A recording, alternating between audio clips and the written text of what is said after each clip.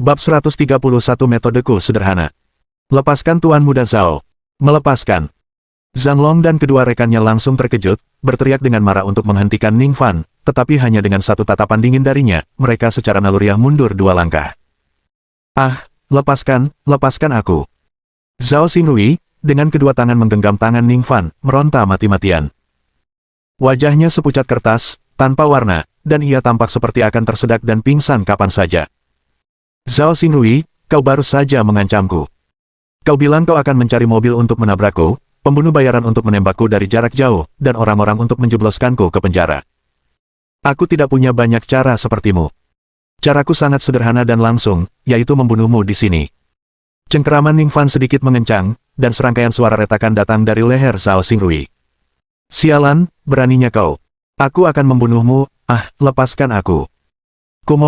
Aku mohon padamu untuk mengampuni dosaku. Zhao Xingrui mulai dengan kutukan, lalu ancaman, dan akhirnya, karena tidak tahan lagi, dia memohon dengan putus asa. Mengampunimu. Kenapa aku harus mengampunimu? Ada pepatah yang mengatakan seseorang bisa menjadi pencuri selama 1000 hari, tetapi tidak ada cara untuk melindungi diri dari pencuri selama 1000 hari.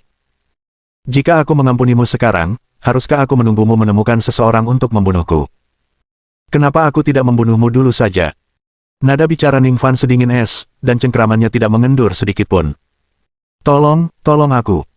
Zhao Xingrui, yang kekurangan oksigen, mulai gemetar hebat, menendang-nendang kakinya ke sana kemari, hampir mati lemas. Bajingan! Apa kau benar-benar berniat membunuh Tuan Muda Zhao? Kamu belum melepaskannya.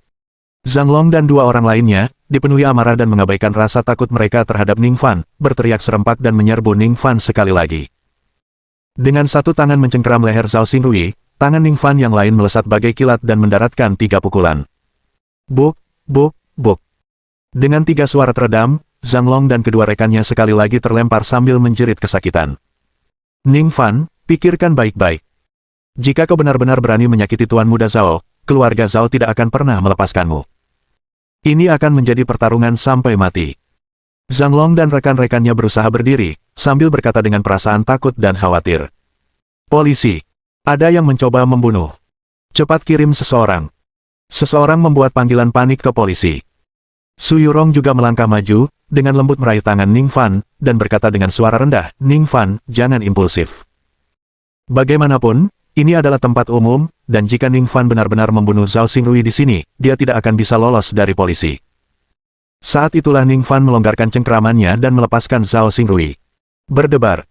Tubuh Zhao Xingrui terjatuh ke tanah. Ia megap-megap mencari udara segar, dan ketakutan akan pengalaman mendekati kematiannya membuatnya gemetar tak terkendali. Yang lebih memalukan lagi, genangan cairan kuning putih muncul di antara kedua kakinya. Dia benar-benar mengompol. Bau busuk langsung menyebar ke seluruh area. Kerumunan orang di sekitarnya tidak dapat menahan diri untuk menutup hidung dan mulut mereka. Ning, kamu, aku. Bahkan Zhao Xingrui begitu jijik dengan baunya hingga ia hampir muntah. Zhao Xingrui, hari ini hanya peringatan. Kalau kau berani mengancamku lagi, berani mengganggu Nona Su, aku tak keberatan mematahkan lehermu. Setelah dengan sungguh-sungguh berbicara kepada Zhao Xingrui, Ning Fan menggenggam tangan Su Yurong dan berjalan keluar. Su Yurong berjalan 2 langkah bersama Ning Fan, lalu berhenti dan berbalik, tatapannya kembali menyapu semua orang yang hadir. Ia berkata dengan tegas, sekali lagi kuingatkan kalian semua, Ning Fan adalah pacarku, Su Yurong. Kalau ada yang berani berbuat jahat padanya di belakangnya, keluarga Su tak akan keberatan menghancurkan seluruh rumah tangga mereka. Setelah berkata demikian, dia mengaitkan lengannya ke lengan Ning Fan, dan pasangan itu pun pergi sambil bergandengan tangan. Baldi Qiang dan Li Wanshan segera mengikuti mereka keluar. Di aula perjamuan yang luas, kaum elit masyarakat River City tetap terdiam membisu. Siapa yang tidak takut dengan kata-kata Su Yurong? Zhao Xingrui berdiri dengan bantuan Zhang Long dan yang lainnya, menggigit begitu keras hingga hampir mematahkan giginya, wajahnya memerah dan hampir meneteskan darah. Hari ini, dia telah memasang jebakan untuk Ning Fan, namun bukan saja dia tidak mampu menyakiti Ning Fan, dia malah kehilangan muka. Pada akhirnya, dia hampir terbunuh oleh putaran tangan Ning Fan. Dan dia mengompol di celananya. Penghinaan besar ini, jika aku, Zhao Xingrui, tidak membalas dendam, aku bersumpah aku bukan manusia. Zhao Xingrui meraung dengan penuh kebencian. Tuan Ning, Zhao Xingrui ini sepertinya tidak terlihat bagus, hati-hati kalau dia main curang. Ya, dia mungkin berasal dari kalangan atas, tapi dia mampu melakukan beberapa tindakan kejam. Setelah meninggalkan ruang perjamuan, Baldikiang dan Li Wanshan menyuarakan keprihatinan mereka. Jangan khawatir, kalau dia tidak mencoba trik kotor apapun padaku, tidak apa-apa. Tapi kalau dia benar-benar melakukannya, aku akan memastikan dia menyesal datang ke dunia ini, jawab Ning Fan. Setelah itu, Baldikiang dan Li Wanshan tidak berani mengganggu lebih jauh dan langsung pergi. Begitu mereka pergi, Su Yurong berjalan mendekati Ning Fan dan berdiri diam, mata indahnya menatapnya dengan tajam. Nona Su, ada apa? Tanya Ning Fan, merasa sedikit tidak nyaman di bawah tatapannya. Ning Fan, aku mulai semakin menyesal telah memintamu untuk menangkis Zhao Xingrui untukku, kata Su Yurong. Melindungi pacar bukan hal yang seharusnya dilakukan seorang pria, kan? Lagi pula, Zhao Xingrui ini tidak perlu dikhawatirkan, kata Ning Fan sambil tersenyum. Su Yurong tampak ingin mengatakan sesuatu, ragu sejenak, lalu mengganti topik pembicaraan, berkata, Ning Fan, ayahku meneleponku tadi malam, dia ingin aku kembali ke kota provinsi dalam 3 hari. Kalau tidak, dia akan datang ke River City untuk menjemputku. Apa yang harus kulakukan? Ning Fan tertegun sejenak. Su Yurong meninggalkan River City untuk kembali ke kota provinsi. Perasaan enggan dan kehilangan yang mendalam tiba-tiba memenuhi hatinya. Bab 132. Mengapa kau percaya padaku? Ada apa? Tak tega melihatku pergi. Melihat ekspresi Ning Fan, Su Yurong tersenyum dan berkata, aku tidak tahan. Ning Fan mengakuinya dengan jujur. Su Yurong terkikik, suasana hatinya cerah setelah mendengar Ning Fan mengatakan dia tidak tega berpisah dengannya. Tidak apa-apa, aku masih berusaha meyakinkan ayahku. Kalau aku benar-benar tidak bisa membujuknya, aku akan tetap tinggal dengan paksa. Dia pasti tidak bisa mengikatku dan membawaku kembali ke kota provinsi, kan? Kalaupun dia bersikeras mengikatku, ya aku akan mogok makan sebagai protes, kata Su Yurong. Namun Ning Fan menggelengkan kepalanya, tidak, Nona Su, menjadi pacarmu saja sudah membuatmu banyak dikritik dan tertekan. Bagaimana mungkin aku membiarkanmu berselisih dengan ayahmu? Aku akan berusaha sekuat tenaga untuk mendapatkan persetujuan ayahmu. Tapi jangan terlalu memaksakan diri. Sekalipun kali ini kau tidak bisa mendapatkan persetujuan ayahku, masih ada kesempatan berikutnya. Aku percaya padamu, kalau diberi waktu, kau pasti akan membuat semua orang memperhatikan. Aku percaya padamu. Su Yurong mengangguk. Nona Su, saya tidak pernah benar-benar mengerti mengapa Anda begitu percaya pada saya, kata Ning Fan dengan bingung. Dia percaya pada dirinya sendiri karena dia mewarisi warisan ajaib ibunya. Tetapi Su Yurong tidak tahu semua ini. Hanya berdasarkan penampilan luarnya, entah itu Panting atau Wang Guanxi, entah itu Su Qingcheng atau Bao Longfei, entah itu Su Qingfeng atau Zhao Xingrui. Tidak seorang pun percaya Ning Fan benar-benar bisa bangkit ke tampuk kekuasaan. Kecuali Su Yurong. Dia sudah yakin sejak awal. Saat semua orang memandang rendah dirinya, menghinanya, dan mengejeknya. Hanya Su Yurong yang teguh percaya padanya, mendukungnya tanpa keraguan. Hehe, dasar bodoh, tahu nggak sih? Perempuan melakukan segala sesuatunya berdasarkan intuisi, intuisiku bilang aku bisa percaya padamu. Aku selalu bisa percaya padamu. Su Yurong terkekeh dan mengetuk hidung Ning Fan dengan jarinya sambil bercanda. Detik berikutnya, Ning Fan menangkap jari Su Yurong di telapak tangannya. Wajah Su Yurong berubah menjadi merah padam saat dia menangis malu-malu. Nona Su, aku sungguh tidak akan mengkhianati kepercayaanmu. Aku bersumpah akan berdiri tegak dan membawamu ke puncak dunia, untuk melihat pemandangan terbaik. Ning Fan menyatakan dengan penuh semangat. Su Yurong mendongak, terpesona oleh wajah Ning Fan, lalu bergumam pelan, sebelum membenamkan kepalanya di dada pria itu. Malam hari, di Zimei Bar, di bilik pribadi. Bao Longfei sedang minum bersama dua orang wanita berpakaian minim dan memikat dalam pelukannya. Meskipun dia dan Bao Hankang telah sepakat untuk menculik Su Yurong untuk menghadapi Ning Fan, Bao Longfei belum menemukan cara untuk menculiknya tanpa gagal. Lagi pula, setelah menculik Su Yurong, bagaimana cara menyakiti Ning Fan tanpa risiko apapun? Dan bagaimana cara meyakinkan untuk berperan sebagai pahlawan dan menyelamatkan Su Yurong, membuatnya menganggapnya sebagai penyelamatnya. Saat Bao Longfei tengah asyik berpikir, seorang pria tampan menghampiri dan duduk di bilik tanpa diundang. Anda Bao Longfei? Tanya pria gagah itu dengan dingin. Siapa kamu? Bao Longfei mendongak dengan tidak senang. Saya Zhao Xingrui, kata pria tampan itu. Zhao Xingrui. Entahlah, tunggu sebentar. Tepat saat Bao Longfei hendak mengusir pria itu, tiba-tiba dia mendapat pencerahan. Kamu tuan muda keluarga Zhao dari kota provinsi. Keluarga Bao tidak menghadiri ruang perjamuan hari itu, jadi Bao Longfei tidak langsung mengenali Zhao Xingrui. Tuan Muda Zhao, maafkan saya. Saya tidak menyadari tinggi badan Anda dan tidak mengenali Anda. Mohon maafkan saya. Bao Longfei buru-buru meminta maaf dan kemudian memerintah kedua wanita yang memikat itu, mengapa kalian tidak menemani Tuan Muda Zhao? Para wanita itu hendak menerjang Zhao Xingrui, tetapi ditolak dengan dingin. Saya tidak tertarik dengan riasan vulgar seperti itu. Saya di sini hari ini untuk urusan bisnis dengan Anda. Kalian berdua, keluar. Bao Longfei segera mengusir para wanita itu, lalu dengan bersemangat berkata, Tuan Muda Zhao, silakan berikan perintah Anda, saya berjanji akan melaksanakannya untuk Anda. Zhao Xingrui menyeringai saat dia mengamati Bao Longfei, lalu berkata, Bao Longfei, ku dengar kau pernah mengejar Su Yurong. Ya, Bao Longfei terkekeh canggung. Sebenarnya, aku juga sedang mengejar Su Yurong. Jadi, kita saingan cinta, ya, kata Zhao Xingrui sambil tersenyum lagi. Tuan Muda Zhao, kau pasti bercanda. Dari mana aku mendapatkan keberanian untuk menjadi sainganmu? Aku tidak akan mengejar Su Yurong lagi, hanya kau yang pantas mendapatkannya, kata Bao Longfei cepat. Beraninya dia bersaing dengan Zhao Xingrui untuk mendapatkan seorang wanita. Jangan takut, aku kesini bukan untuk berurusan denganmu.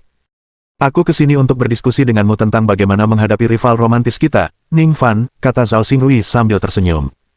Oh, Tuan Muda Zhao, kau juga mau berurusan dengan Ning Fan. Hebat sekali. Mata Bao Longfei langsung berbinar. Ning Fan adalah musuh bersama kita, jadi kita harus bekerja sama dan menghadapinya bersama-sama. Bukankah begitu? Tanya Zhao Xingrui. Tepat sekali. Bao Longfei mengangguk penuh semangat seperti ayam mematuk. Apakah kamu punya cara yang bagus untuk menghadapinya? Zhao Xingrui melanjutkan. Tuan Muda Zhao, tanpa bermaksud menyembunyikannya, aku sebenarnya sudah memikirkan cara untuk menghadapi Ning Fan. Mari kita dengarkan. Untuk menyerang ular, kau harus menyerang titik terlemahnya. Untuk menghadapi Ning Fan, kau perlu memahami kelemahan dan kerentanannya. Bab 133. Kambing hitam sang kambing hitam. Katakan padaku, apa kelemahan Ning Fan, desak Zhao Xingrui. Tuan Muda Zhao, kelemahan Ning Fan adalah orang yang paling ia sayangi. Coba pikirkan, bagaimana mungkin anak miskin dari kalangan bawah seperti Ning Fan bisa mencapai posisinya saat ini. Itu semua karena Su Yurong menghargainya. Jadi, kelemahan terbesarnya adalah Su Yurong. Selama kita menangkap Su Yurong, apa kita takut Ning Fan tidak akan patuh? Saat itu, jika kita menyuruhnya memotong tangan kirinya, dia tidak akan berani memotong tangan kanannya, menyuruhnya makan kotoran, dia tidak akan berani minum air kencing. Bao Longfei berbicara dengan penuh semangat, tetapi dia tiba-tiba berhenti di tengah kalimat, dengan hati-hati menatap Zhao Xingrui. Lagi pula, Zhao Xingrui juga merupakan pelamar Su Yurong, dia khawatir Zhao Xingrui tidak akan senang dengan ide ini. Tanpa diduga, setelah mendengar kata-kata Bao Longfei, Zhao Xingrui bukan hanya tidak menunjukkan sedikit pun ketidaksenangan, tetapi dia juga memperlihatkan ekspresi terkejut. Zhao Xingrui awalnya mendengar bahwa Bao Longfei memiliki konflik dengan Ning Fan dan ingin Bao Longfei menjadi pion dalam pertempurannya melawan Ning Fan. Sekalipun Bao Longfei tidak bisa menangani Ning Fan, setidaknya dia bisa membuatnya sengsara. Tetapi dia tidak menyangka bahwa Bao Longfei benar-benar akan menemukan cara untuk menghadapi Ning Fan. Menangkap Su Yurong dan memaksa Ning Fan melukai dirinya sendiri, tak kusangka kau bisa punya rencana secemerlang itu, Bao Longfei. Aku benar-benar meremehkanmu. Zhao Xingrui terkekeh. Hehe, baik sekali, Tuan Muda Zhao, sahut Bao Longfei, jelas-jelas senang dengan dirinya sendiri. Karena kita sudah punya ide cemerlang ini, ayo kita bertindak sekarang juga. Tugas menangkap Su Yurong, kupercayakan padamu, tambah Zhao Xingrui. Apa? Tapi... Bao Longfei terkejut. Ada apa? Kau tidak mau ikut denganku berurusan dengan Ning Fan? Tanya Zhao Xingrui, wajahnya merinding. Tidak, sama sekali tidak. Bao Longfei buru-buru melambaikan tangannya. Menangkap Su Yurong untuk menghadapi Ning Fan memang ide yang bagus, tetapi mengandung risiko besar. Bao Longfei baru saja memberitahu Zhao Xingrui, berniat memanfaatkannya untuk mengambil risiko. Namun siapa sangka, Zhao Xingrui akan berbalik dan memintanya untuk menangkap Su Yurong. Kalau kau tidak bergabung denganku melawan Ning Fan, apa itu artinya kau akan berpihak padanya melawanku? Jadi, kau musuhku. Baiklah. Aku tak pernah menunjukkan belas kasihan kepada musuhku. Besok subuh, aku akan menghabisi keluarga Bao, kata Zhao Xingrui dengan nada dingin yang terukur. Dengan kekuatan keluarga Zhao di kota provinsi, membawa keluarga Bao ke dalam kebangkrutan dalam semalam bukanlah hal yang mustahil. Tidak. Tuan Muda Zhao, kumohon, jangan. Aku setuju, aku setuju. Aku akan segera menemukan cara untuk menangkap Su Yurong. Bao Longfei yang ketakutan langsung berubah warna dan setuju. Bagus, temui Su Yurong besok, lalu hubungi aku. Aku akan memberitahumu apa yang harus dilakukan selanjutnya, kata Zhao Xingrui sambil tersenyum puas. Ya, Bao Longfei mengangguk dengan enggan. Keluarga Zhaoku tidak pernah membiarkan siapapun bekerja tanpa imbalan. Selama kau melakukan pekerjaan ini dengan baik, aku akan menggunakan kekuatan keluargaku untuk membantu keluargamu melangkah maju. Dengan begitu, keluarga Bao dapat memimpin keluarga Zhou, Wu, Zheng, dan Wang untuk menjadi keluarga teratas di kota sungai. Zhao Xingrui tak lupa memberikan tawaran manis untuk Bao Longfei. Benarkah? Hebat. Tenanglah, Tuan Muda Zhao, mulai sekarang, aku, Bao Longfei, adalah milikmu. Apapun yang kau minta, akan kulakukan. Bao Longfei langsung gembira dan segera menegaskan pendiriannya. Tapi sebaiknya kau rahasiakan urusan kita. Kalau kau berani membocorkan detail sekecil apapun, aku sendiri yang akan membunuhmu. Zhao Xingrui berkata dengan dingin lalu bangkit untuk pergi. Ya. Tenang saja, Tuan Muda Zhao. Jaga dirimu, tunggu saja kabar baikku.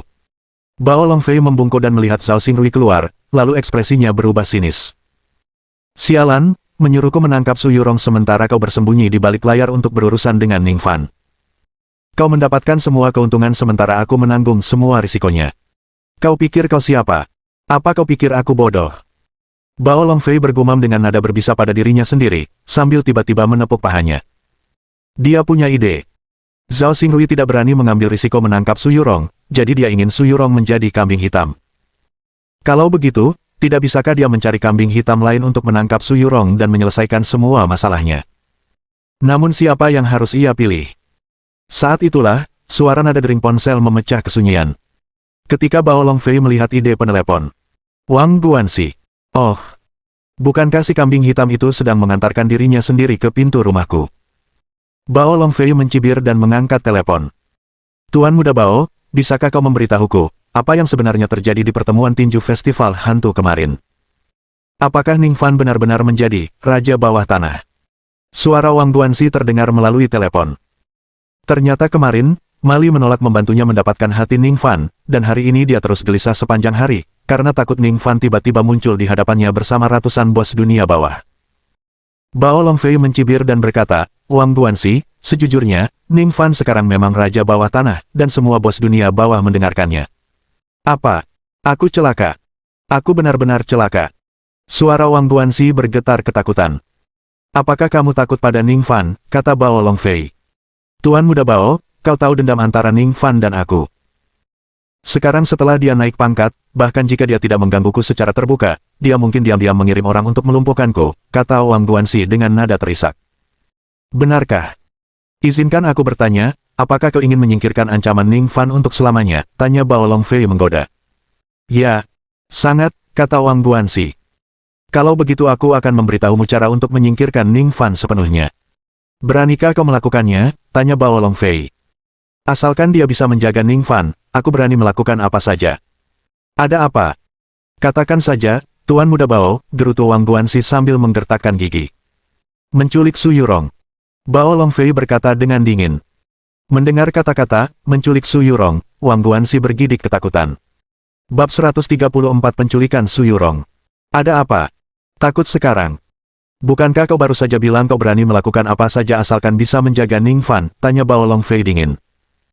Tuan Muda Bao, aku siap melakukan apapun, kecuali menculik Nona Su. Beraninya aku melakukan itu. Belum lagi melakukannya, membayangkannya saja membuatku takut. Tolong, berhenti bercanda, kata Wang Guanxi dengan wajah sedih. Jadi, kau pengecut, iya. Takut. Kalau begitu kau pantas dibunuh oleh orang-orang yang dikirim Ning Fan. Kudengar Ning Fan akan mengirim si botak yang untuk menghajarmu sampai mati dalam beberapa hari. Jangan lupa, kaulah yang meniduri Ning Fan, apa kau pikir dia akan membiarkannya begitu saja? Lanjut Bao Longfei. Aku. Wang Guanxi hampir menangis. Kalau kau menculik Su Yurong, aku punya cara untuk melumpuhkan Ning Fan, dan membunuhnya pun bukan hal yang mustahil. Dengan begitu, kau tak perlu khawatir lagi. Lagi pula, bukankah keluarga Wang sudah bangkrut? Aku bisa membantu keluarga Wang bangkit kembali dan benar-benar melangkah ke jajaran atas masyarakat kelas atas kota sungai. Nada bicara Bao Longfei penuh ancaman sekaligus godaan. Wang Guanxi ragu-ragu sejenak, akhirnya menggertakkan gigi dan berkata, "Tuan Muda Bao, aku ikut. Tapi aku tidak tahu bagaimana cara menangkap Su Yurong. Dia pasti membawa pengawal, dan aku khawatir aku malah akan ditangkap oleh pengawalnya, bukan dia." "Heh, kalau kau mau, pasti ada caranya. Begini caranya. Pertama, cari cara untuk membuat Su Yurong pergi. Lalu lacak rutenya dan pilih persimpangan terpencil. Kau kendarai kendaraan off-road berat dan menabraknya langsung, menyebabkan kecelakaan mobil. Tapi kau harus mengendalikan kekuatannya, idealnya, kau akan membuat Su Yurong dan pengawalnya pingsan. Untuk apa selanjutnya, serahkan padaku. Aku akan turun tangan sendiri," kata Bao Longfei dengan nada mengancam.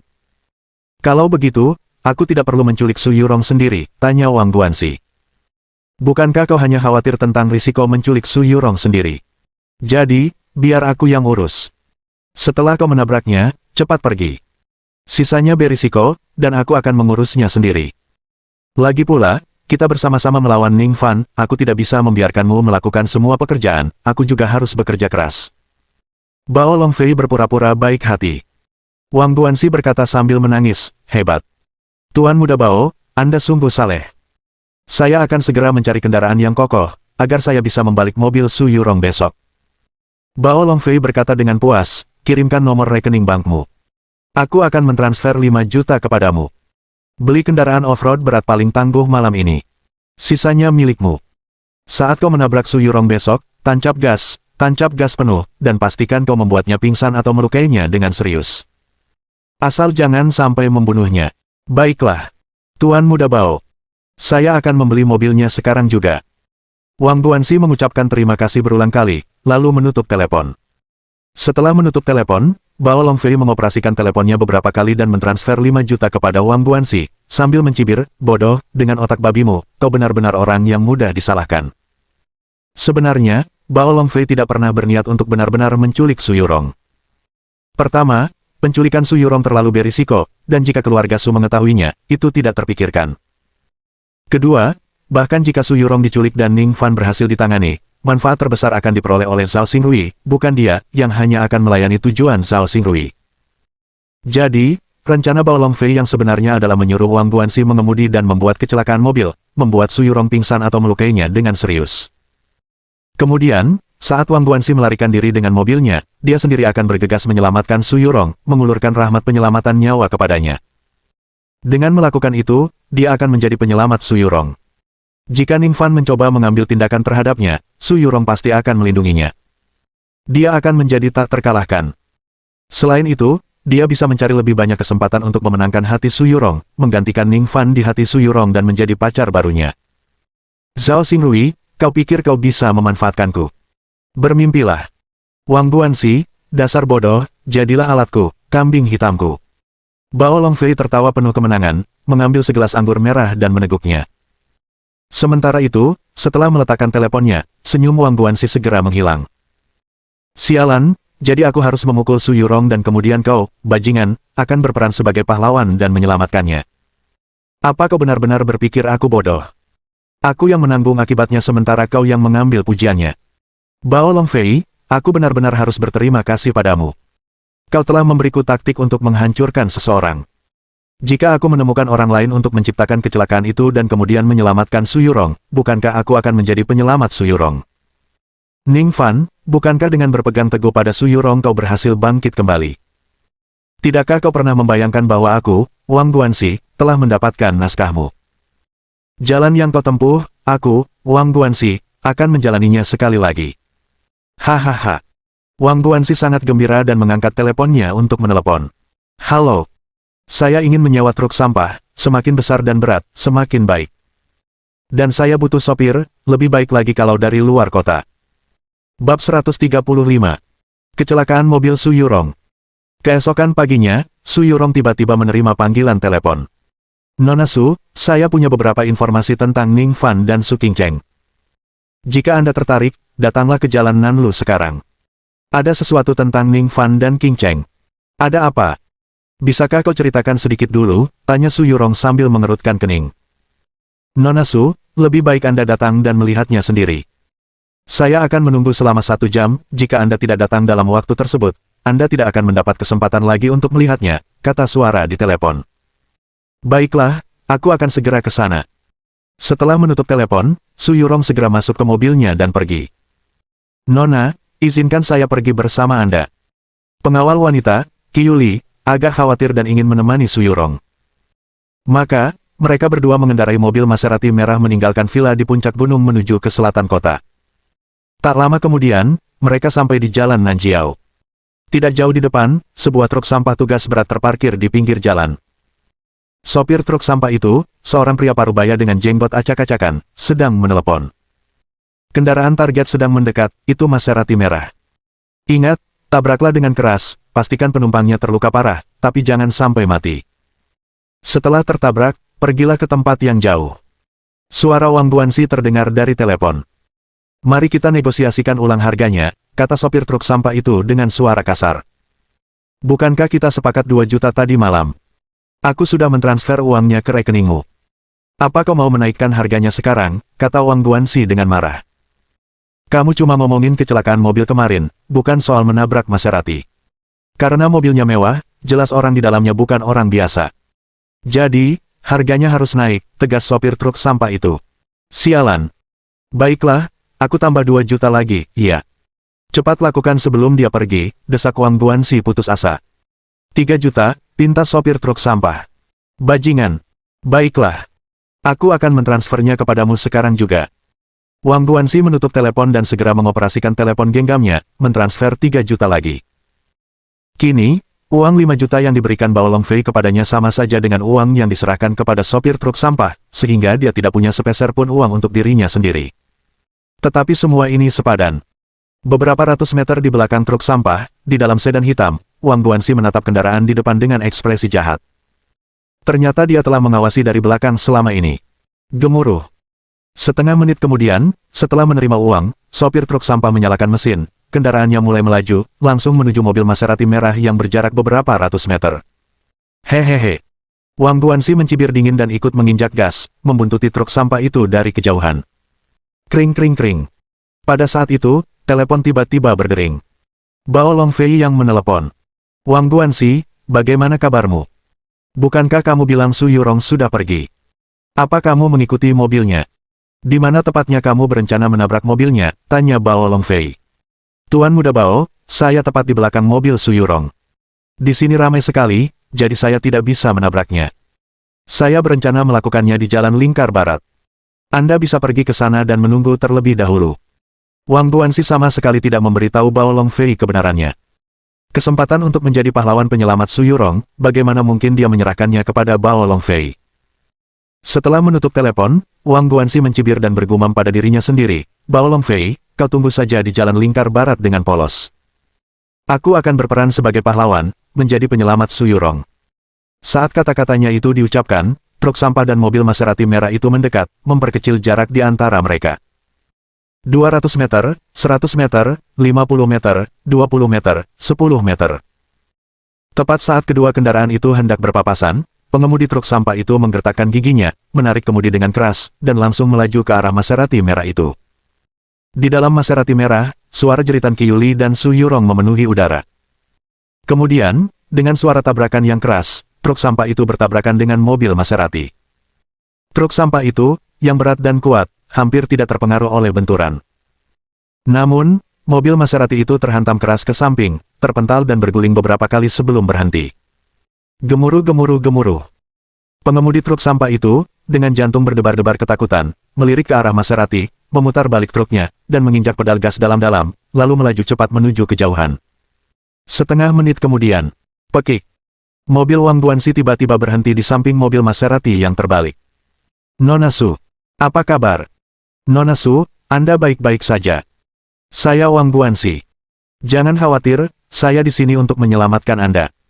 Wang Guanxi bergegas untuk melihat Su Yurong dan Kyuli sudah pingsan. Matanya berbinar saat ia berpura-pura berteriak keras sambil mengangkat Su Yurong yang pingsan dan terluka ke dalam mobilnya sendiri. Waktu kembali 1 jam lebih awal. Pagi itu, Ning Fan menerima telepon dari Su Qingcheng yang mengundangnya untuk bertemu di kedai kopi. Dia tadinya mengira Su Qingcheng akan bersama Su Yurong, tetapi sesampainya di kedai kopi dan hanya melihat Su Qingcheng sendirian, dia bertanya dengan heran, bukankah Nona Su bersamamu? Aku tidak meminta Yurong untuk datang, kata Su Qingcheng acuh tak acuh. Apakah ada yang ingin kau bicarakan denganku? Ning Fan mengerutkan kening. Aku ingin bicara denganmu tentang kamu dan Yurong, kata Su Qingcheng. Jika apa yang ingin kau katakan masih tentang membuatku putus dengan Nona Su atau semacamnya, maka tolong jangan ganggu aku, seru Ning Fan. Dia bisa menebak apa yang mungkin dikatakan Su Qingcheng kepadanya. Wajah cantik Su Qingcheng sedikit berubah. Ia menarik napas dalam-dalam dan, menahan amarahnya, berkata, Ning Fan, aku tahu kau punya prasangka buruk terhadapku, tapi aku datang hari ini dengan tulus. Bab 136. Aturan masyarakat kelas atas. Katakan saja padaku, kata Ning Fan. Demi Su Yurong, dia memutuskan untuk mendengarkan apa yang dikatakan Su Qingcheng. Ning Fan, aku tidak ingin bicara denganmu hari ini tentang meninggalkan Yurong sendirian. Aku hanya ingin menganalisis dampak tindakanmu kemarin. Tahukah kamu bahwa keluarga Zhao, asal Zhao Xingrui, adalah keluarga kaya raya di ibu kota provinsi. Keluarga Su saat ini sedang berkembang di ibu kota provinsi dan sangat membutuhkan dukungan. Jika keluarga Zhao bisa membantu, perkembangan mereka akan jauh lebih lancar. Di sisi lain, jika keluarga Su memusuhi keluarga Zhao, prospek mereka akan sangat suram. Dengan mempermalukan Zhao Xingrui di depan umum kemarin, apakah kau ingin menjadikan keluarga Zhao musuh bebuyutan? Memusuhi keluarga Zhao itu sah-sah saja, tapi jangan libatkan Yurong dalam masalah ini. Jangan libatkan keluarga Su juga. Su Qingcheng mengulanginya dengan tegas. Dengan nada sarkasme, Ning Fan berkata, jadi, Nona Su, maksudmu aku harus serahkan saja Nona Su kepada Zhao Xingrui? Bukan itu maksudku. Su Qingcheng menggelengkan kepalanya dengan jengkel, maksudku, Ning Fan, tidakkah kau mengerti bahwa di dunia ini, tidak ada yang selamanya menjadi musuh, juga tidak ada yang selamanya menjadi teman. Teman atau musuh, semuanya tergantung pada situasi dan kepentingan, mengerti? Karena perubahan situasi dan kepentingan, teman bisa menjadi musuh, dan musuh bisa menjadi teman. Kita perlu memiliki lebih sedikit musuh dan lebih banyak teman. Selain konfrontasi langsung, ada strategi yang disebut permainan. Apakah kamu mengerti permainan? Kamu sedang berkonflik dengan Zhao Xingrui sekarang, tapi kamu bisa menanganinya dengan dingin. Jika di masa depan kamu dan Yurong benar-benar mendapat persetujuan dari para tetua keluarga Su, tentu saja Zhao Xingrui tidak akan bisa mengganggu Yurong lagi. Dengan begitu, konflik di antara kalian berdua tidak akan ada lagi, dan kamu berpotensi mengubah Zhao Xingrui dari musuh menjadi kawan. Lagi pula, keluarga Zhao adalah klan yang kuat di ibu kota provinsi. Jika kau mengubah mereka dari musuh menjadi kawan, itu akan sangat membantu keluarga Su dan dirimu. Di kalangan atas, kecuali benar-benar diperlukan, seseorang pasti tidak akan menjadikan keluarga yang berkuasa sebagai musuh bebuyutan. Inilah hukum bertahan hidup di masyarakat kelas atas. Apakah kamu mengerti sekarang? Ada unsur didaktisisme dan frustrasi yang kuat dalam nada bicara Su Qingcheng.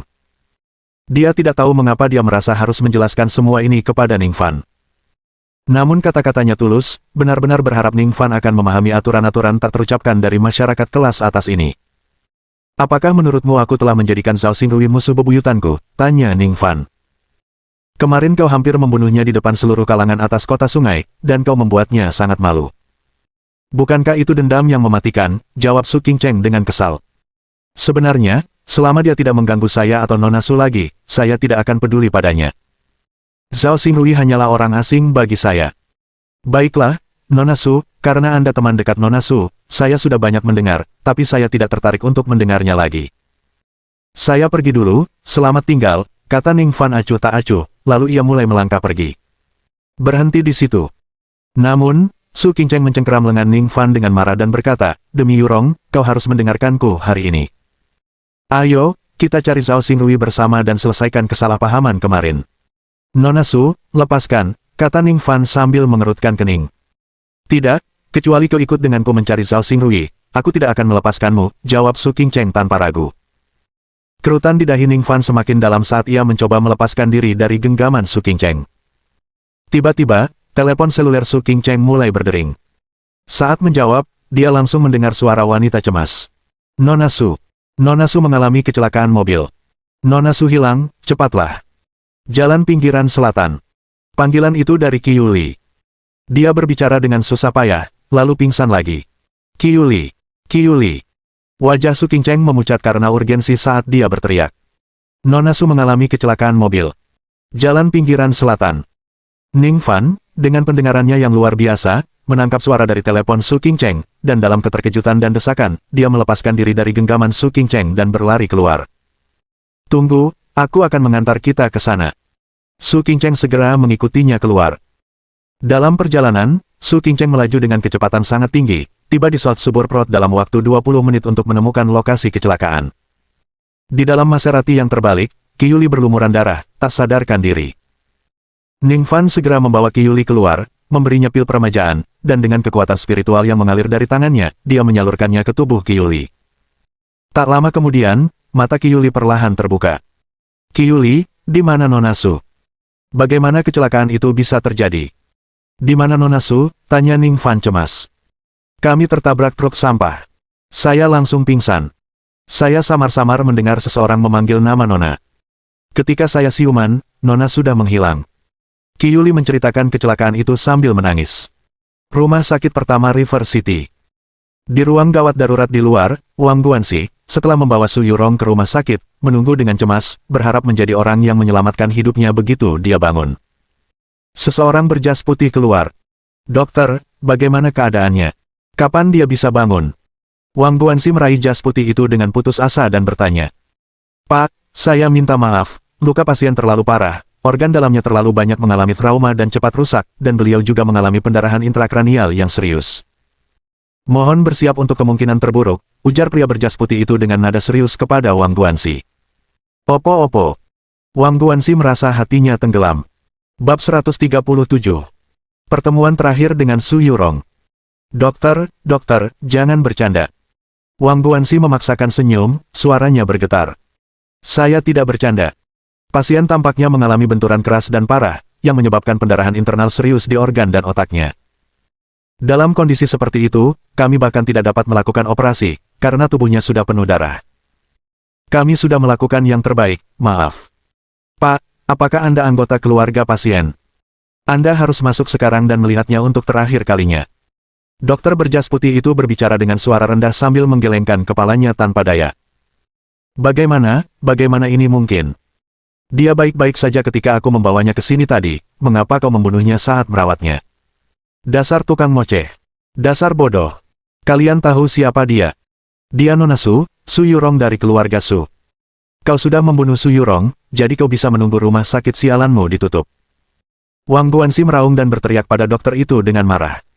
Dia Nona Su dari keluarga Su. Maaf, siapapun dia, lukanya terlalu parah. Bahkan dewa pun kemungkinan besar takkan mampu menyelamatkannya. Tuan, mohon tahan kesedihan Anda. Anda harus memberitahu dia anggota keluarga lainnya. Kata dokter itu, lalu berbalik dan berjalan kembali ke ruang gawat darurat. Sialan.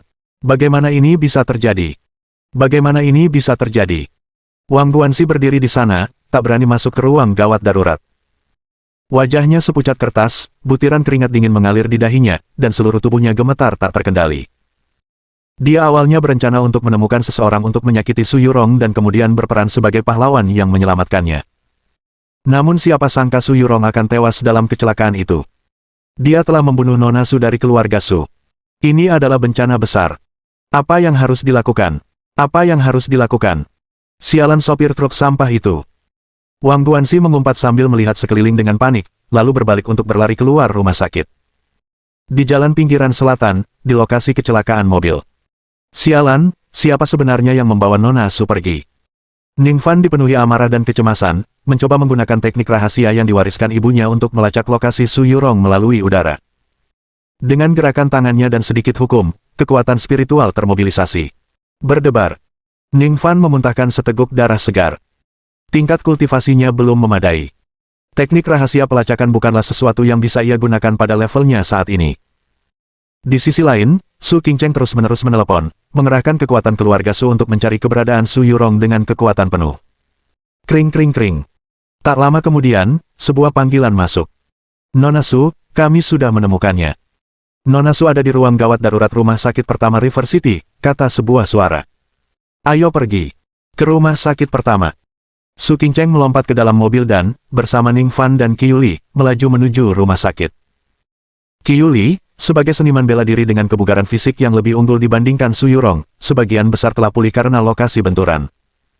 Di tengah perjalanan, Su Qingcheng memacu mobilnya hingga batas maksimal, sementara Ning Fan merasa cemas sekaligus mencela diri sendiri dalam hatinya.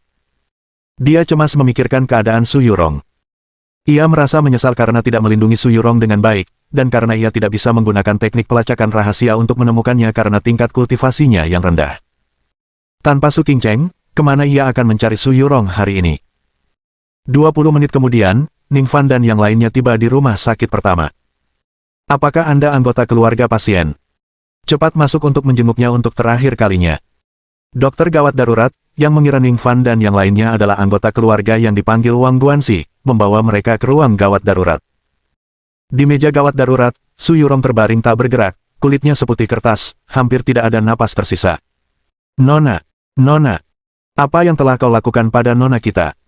Cepat selamatkan dia. Qiyuli langsung menjadi panik dan marah, lalu mencengkeram-keram dokter gawat darurat itu. Cedera pasien terlalu parah. Kami sungguh telah melakukan yang terbaik. Mohon tahan kesedihan Anda, kata dokter gawat darurat dengan suara pelan. Kalau kau tidak bisa menyelamatkannya, cari saja orang yang bisa. Bawa kepala departemenmu. Hubungi direktur rumah sakitmu. Hubungi semua ahli di rumah sakitmu. Panggil semua ahli di kota sungai. Semua ahli di provinsi Jiang. Pergi. Lakukan sekarang. Su Qingcheng berteriak berulang kali, sedikit gemetar karena khawatir yang tak terkendali. Ning Fan bergegas berjalan ke tepi meja gawat darurat, menatap Su Yurong yang terbaring di sana, jantungnya terasa sangat sakit lalu berdebar kencang. Sambil menahan rasa sakitnya, dia menempelkan tangannya di dada Su Yurong. Tuan, apa yang sedang Anda lakukan? Dokter darurat segera mencoba campur tangan. Dengan teriakan pelan dari Ning Fan, sebuah kekuatan tak terlihat mendorong dokter gawat darurat itu mundur. Segera, Ning Fan mengeluarkan beberapa pil peremajaan dan memasukkannya ke mulut Su Yurong lalu menekankan telapak tangannya ke dada Su Yurong, terus-menerus mentransfer kekuatan spiritual untuk mempercepat penyerapan obat. Meskipun pil peremajaan tidak digunakan terutama untuk perawatan darurat, penggunaan kekuatan spiritual oleh Ning Fan untuk mempercepat pelarutan dan penyerapan obat masih dapat memberikan efek penyelamatan nyawa. Selain itu, kekuatan spiritual Ning Fan dapat melindungi meridian jantung Su Yurong dan menstabilkan kondisinya. Situasinya mengingatkan kita pada saat Ning Fan baru saja menerima warisan dan bertemu Su Yurong untuk pertama kalinya, menyelamatkan hidupnya di ruang gawat darurat. Ning Fan, kamu. Su Qingcheng tidak menyaksikan kejadian itu saat itu. Nona Su, biarkan dia mencoba. Terakhir kali Nona mengalami kecelakaan mobil, dialah yang menyelamatkannya. Qiyuli buru-buru menyela. Ning Fan mencurahkan seluruh kekuatan spiritualnya ke tubuh Su Yurong, sambil memerintahkan Qiyuli dengan suara rendah, jangan hanya berdiri di sana, pergi carikan aku satu set jarum perak. Qiyuli melompat dan berlari keluar, lalu kembali dengan cepat sambil membawa seperangkat jarum perak.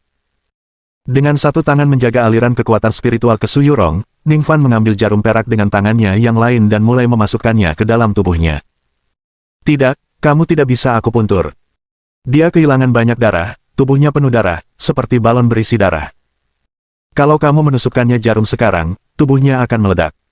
Melihat hal ini, dokter gawat darurat berteriak ketakutan. Bab 138.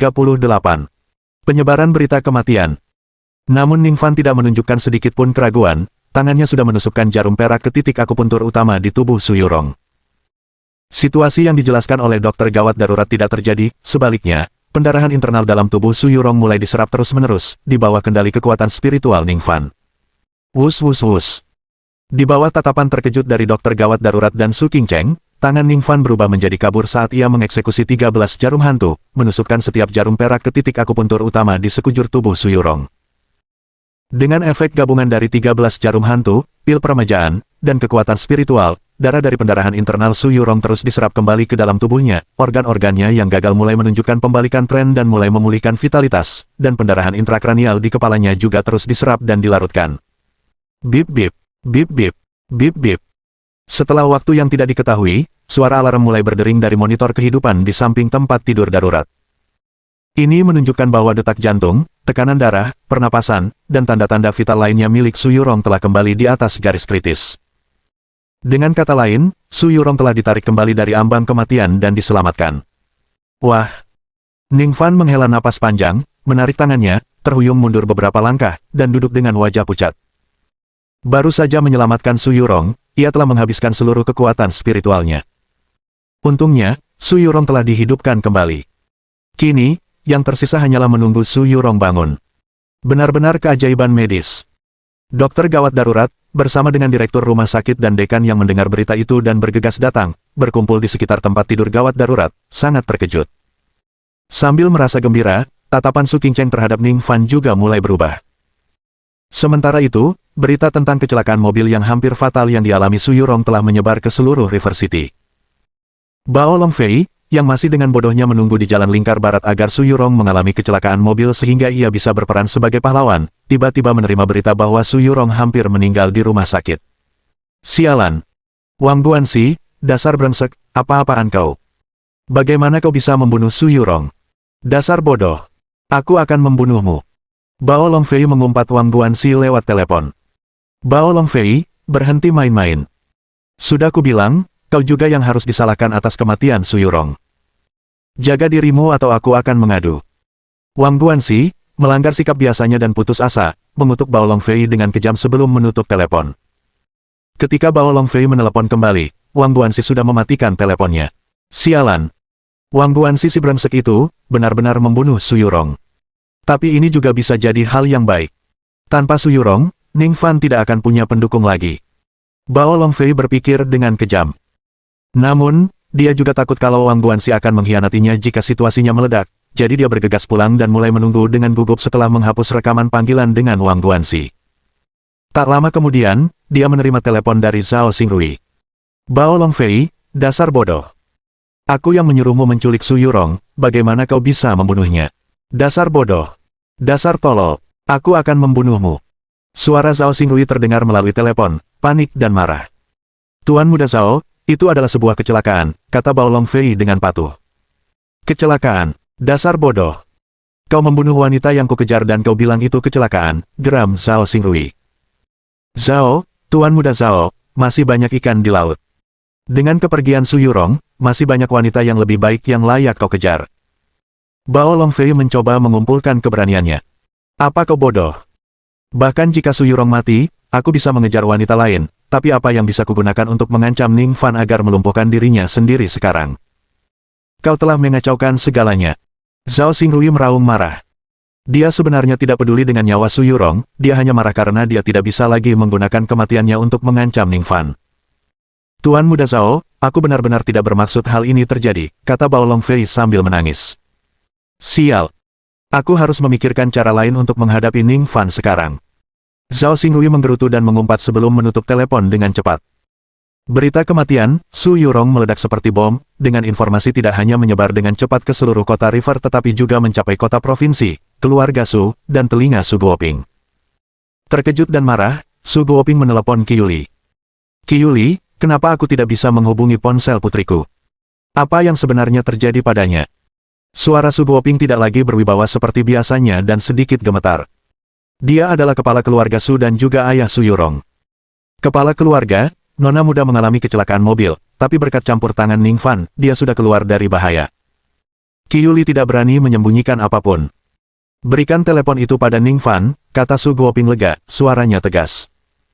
Qiyuli menyerahkan telepon itu kepada Ning Fan. Ning Fan, jika sesuatu terjadi pada putriku karenamu, aku tidak akan membiarkanmu lolos. Setelah berbicara, Su Guoping menutup telepon dengan bunyi, klik, dan menginstruksikan bawahannya, siapkan mobil, saya harus sampai di River City secepat mungkin. Di rumah sakit, Ning Fan tersenyum kecut, mengembalikan ponsel ke Qiyuli, dan kemudian, menatap Su Yurong yang masih tak sadarkan diri di tempat tidur, mengerutkan keningnya sambil berpikir. Kecelakaan mobil ini jelas bukan kecelakaan. Setelah kecelakaan itu, Qiyuli, yang juga berada di dalam mobil, diabaikan begitu saja, tetapi Su Yurong telah dibawa ke rumah sakit.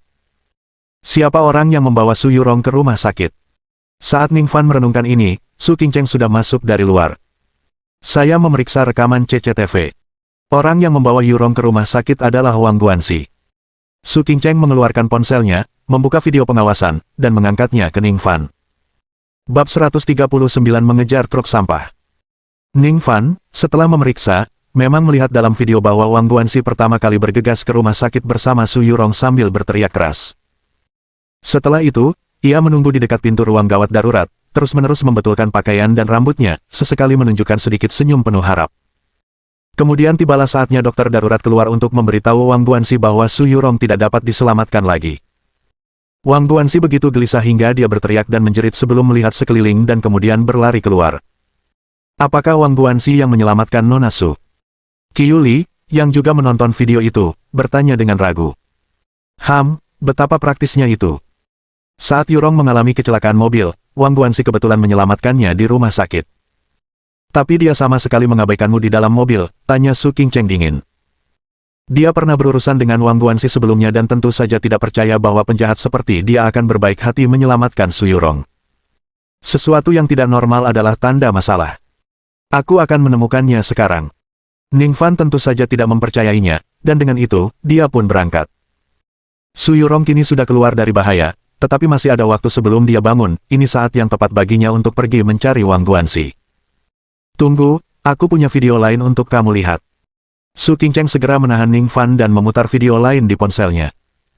Video ini diambil oleh kamera 2 km di depan lokasi kecelakaan. Dalam video, sebuah truk sampah dengan bagian depan yang rusak terlihat melaju kencang. Tidak ada kamera pengawas di lokasi kecelakaan, tetapi kamera terdekat di sana merekam truk sampah ini. Mengingat tingkat kerusakan pada mobil Yurong dan bagian depan truk sampah, kemungkinan besar truk sampah inilah yang membalikkan mobil Yurong. Namun, saat ini belum ada bukti langsung. Saya sudah memerintahkan orang-orang untuk mencari bukti yang lebih kuat.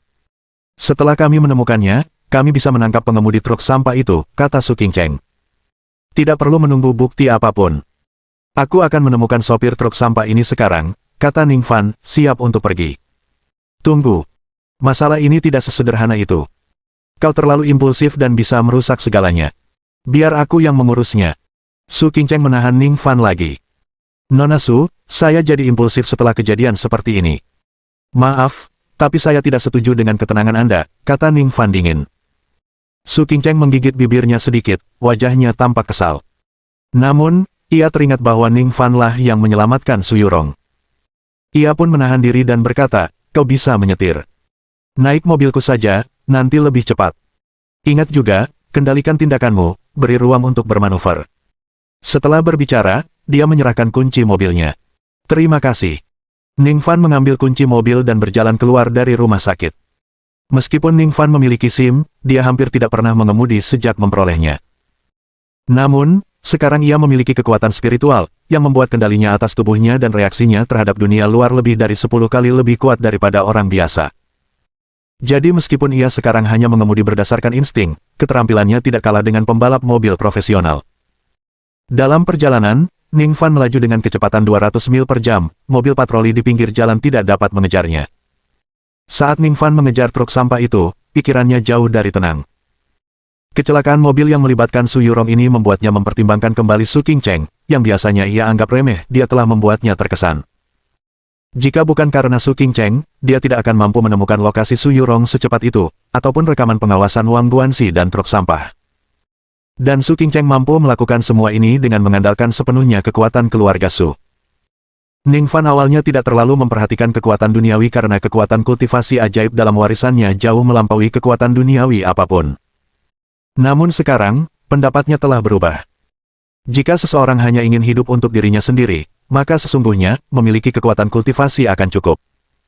Namun untuk melindungi orang-orang di sekitar, kekuatan duniawi dibutuhkan. Terlebih lagi, Ning Fan merasa kecelakaan mobil yang melibatkan Su Yurong ada hubungannya dengan dirinya. Mungkin saja diarahkan kepadanya, namun Su Yurong lah yang terluka. Kalau saja dia sekarang memiliki kekuasaan duniawi yang lebih besar, maka tidak akan ada seorang pun yang berani menyakiti orang-orang di sekitarnya. Singkatnya, ia perlu mengembangkan kekuatan duniawi. Sambil mengerjakan banyak tugas, Ning Fan segera menyusul truk sampah itu.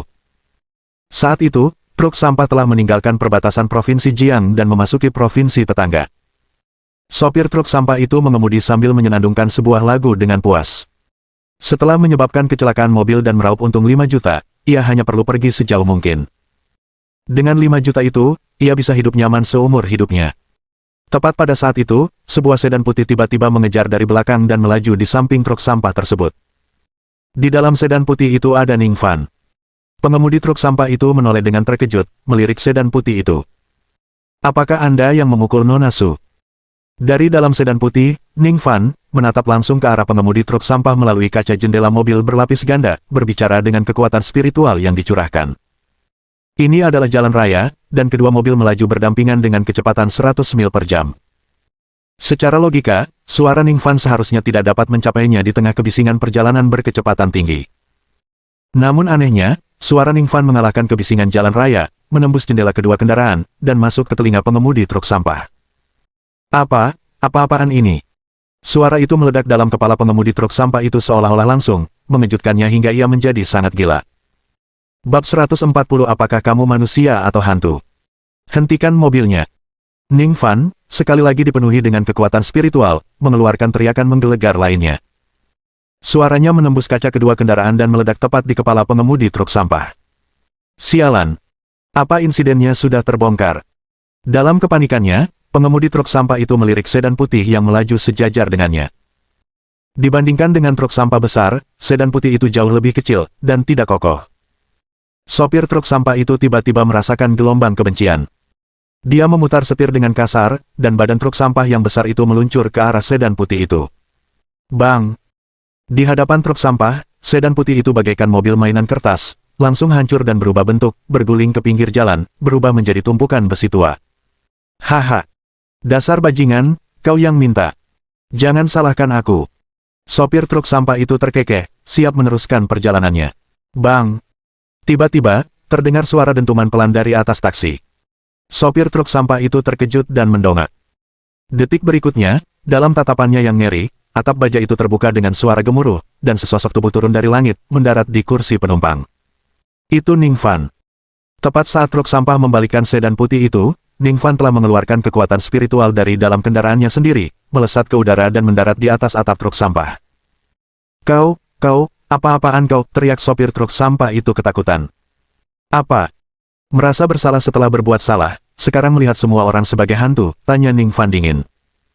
Keluar sana, teriak sopir truk sampah itu dengan ganas. Hentikan mobilnya, akui kesalahanmu, apakah kamu yang menabrak Maserati itu 3 jam yang lalu, tanya Ning Fan. Hentikan mobil ibumu. Mati. Kini, pengemudi truk sampah itu yakin bahwa upaya menutup-nutupi kecelakaan lalu lintasnya telah terbongkar.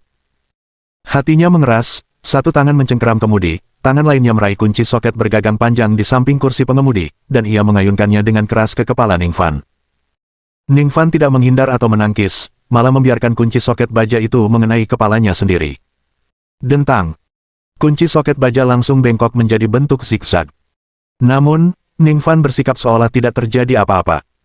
Kau ini apa sebenarnya, manusia atau hantu? Teriak sopir truk sampah itu dengan tak percaya. Ning Fan berkata dengan dingin, aku akan bertanya sekali lagi, apakah kau yang menabrak Maserati merah itu?